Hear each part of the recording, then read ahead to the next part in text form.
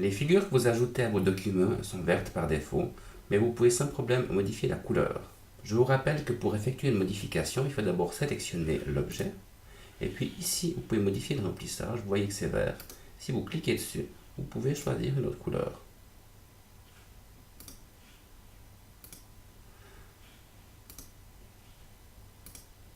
Vous pouvez également modifier l'opacité.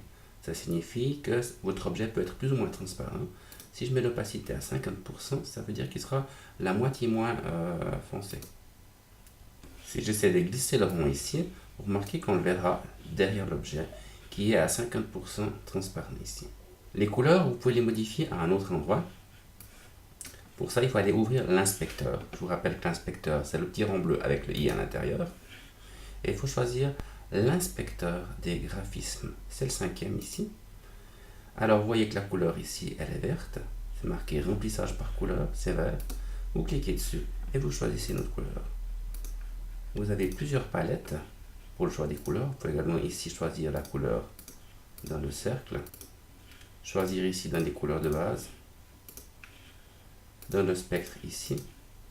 Ou alors dans les crayons ici. Mais vous n'êtes pas obligé de mettre une couleur. Vous pouvez également mettre un dégradé. Ici, par exemple, vous avez un dégradé qui va du vert au gris.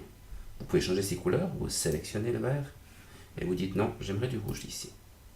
Deuxième couleur ici, vous n'aimeriez pas du gris, vous aimeriez avoir du jaune. Voilà, vous avez un dégradé qui va du vert au jaune.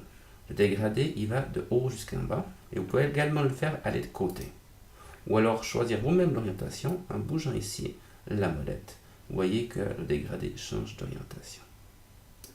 Si vous le souhaitez, vous pouvez ajouter à la place du dégradé une image.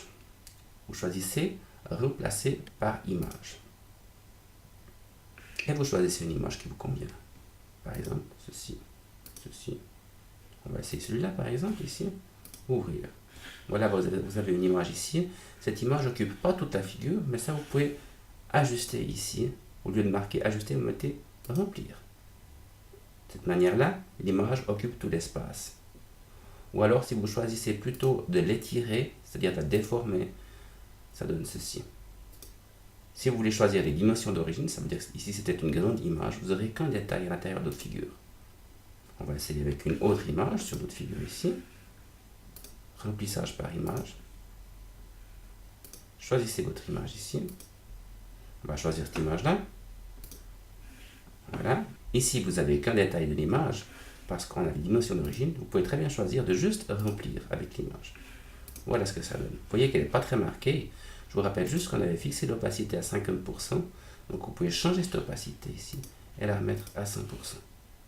L'opacité se règle également ici, dans la fenêtre de l'inspecteur. Il existe encore d'autres options que vous découvrirez plus tard pour ne pas compliquer les choses.